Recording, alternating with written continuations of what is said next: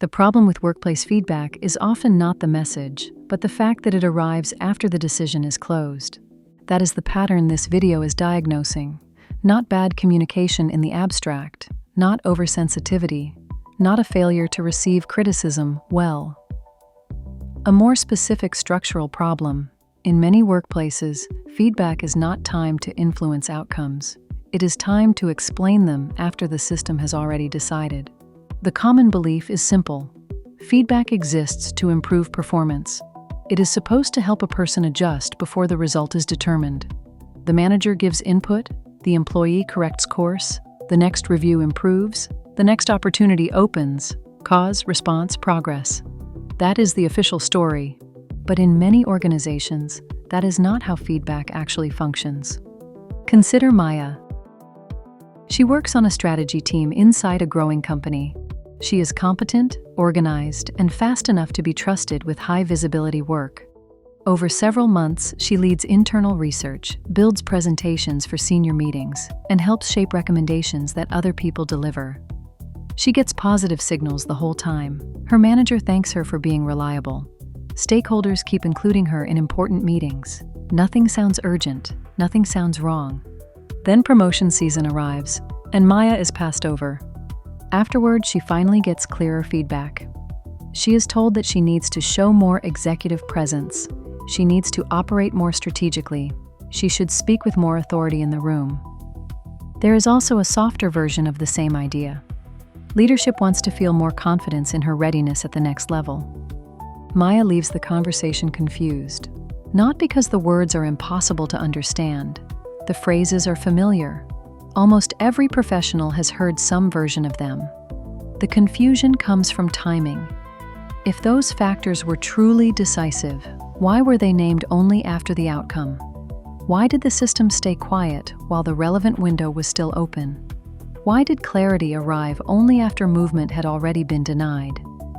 Because in many systems, feedback is not an input into the decision. It is a narrative attached to the decision after the fact. That is the structural pattern. The real decision window often closes earlier than people think. Not on the day of the review, not in the formal conversation, not in the documented feedback process. It closes gradually, upstream, in reputation formation, calibration meetings, informal comparisons, leadership impressions, headcount planning, and private judgments that are never presented as final when they are being made. By the time Maya sits down for the official discussion, the outcome is not being determined there. It is being communicated there. That is why workplace feedback often feels useless, even when it sounds specific enough to be actionable. The content may not be the real problem. The timing is. Once a decision has already solidified, feedback changes function.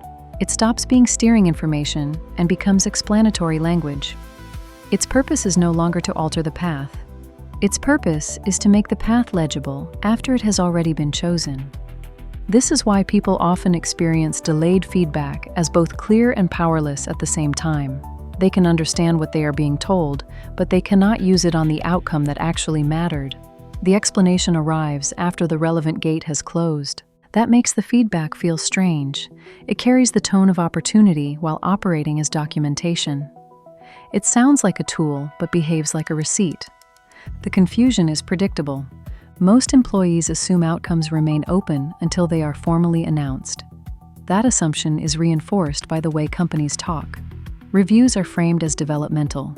Manager conversations are framed as support. Feedback cycles are framed as part of growth. All of that implies that information is being shared early enough to change the result. But many systems do not reveal judgments, while those judgments are still reversible. There are several reasons for that. First, managers often delay difficult feedback because early precision creates discomfort. It requires sharper observation, clearer standards, and the willingness to create tension before a formal decision forces the conversation. Many managers avoid that until they have cover. Once the outcome is final, the conversation becomes easier.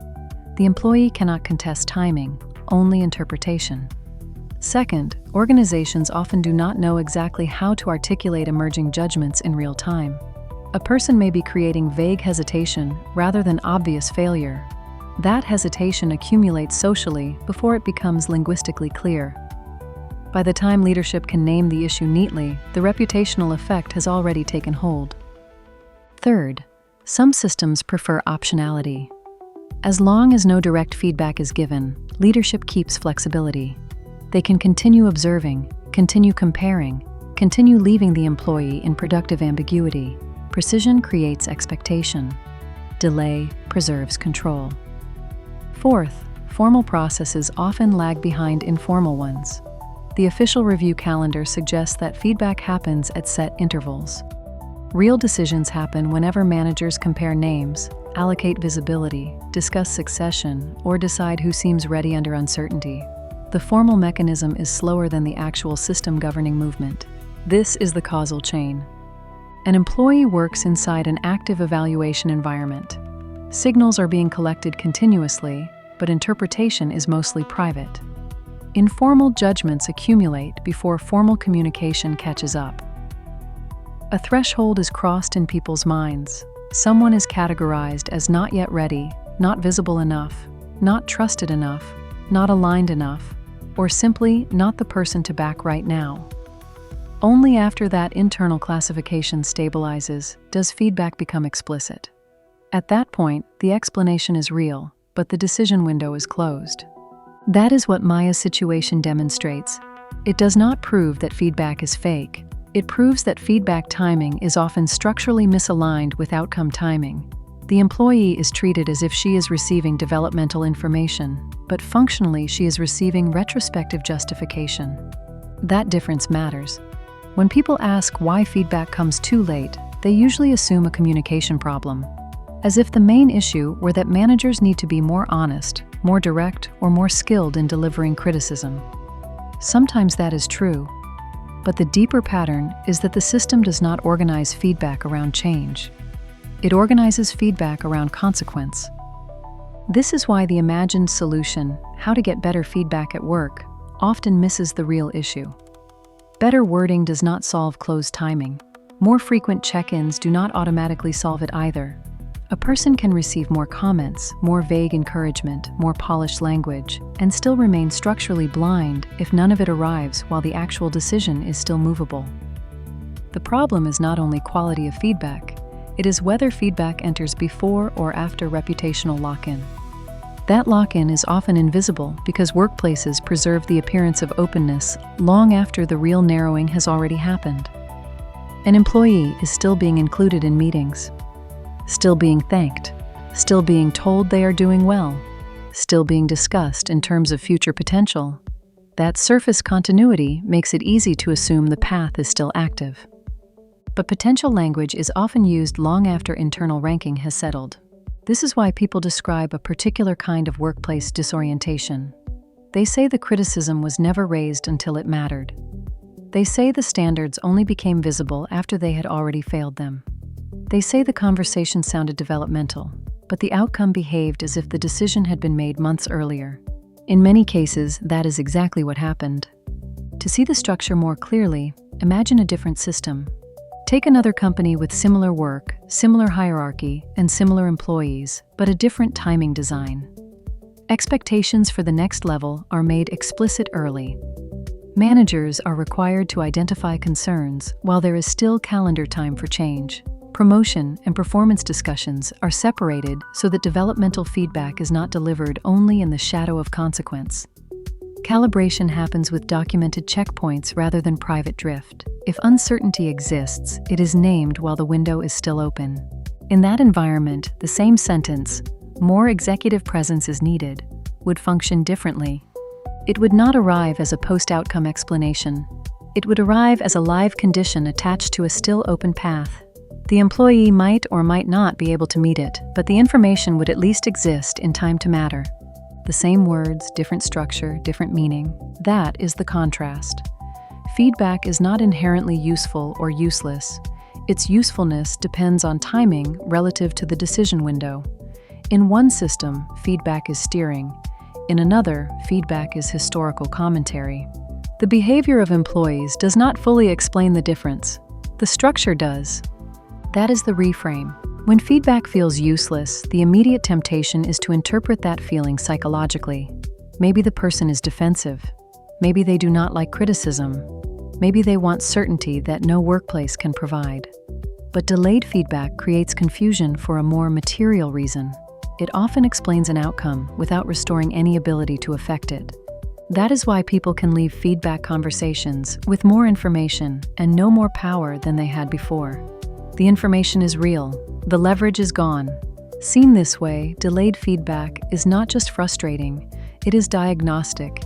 It reveals where the system places transparency in relation to consequence. If clarity consistently appears only after selection, rejection, rating, or promotion has already been decided, then feedback is serving closure more than development. That explains another common pattern. Employees often spend months trying to decode signals that never become explicit. They infer from tone, meeting invitations, body language, manager warmth, and scattered comments because the formal message arrives too late to guide behavior directly. The workplace becomes interpretable only in hindsight, and hindsight is structurally cheap. A system can explain almost any result once the result is already fixed. It can always produce language after the gate closes. What it cannot do, unless built differently, is reliably convert emerging judgment into timely visibility while the judgment still matters. The relevant variable is timing. Once that becomes visible, the story changes. The late feedback is no longer read as a helpful correction that someone simply failed to use well enough. It is read as evidence that communication occurred downstream from decision. The person was not necessarily uninformed in a total sense. They were informed too late for the information to alter the outcome that generated the conversation. That is a narrower conclusion than cynicism, but a more accurate one. And this pattern does not stop with performance reviews. The same logic appears anywhere evaluation is private. Decisions form early and explanation arrives later. Hiring, compensation, access, creative approval, even personal relationships where the reason is spoken only after the direction is already irreversible. A closed decision window cannot be reopened by information delivered after it has already passed.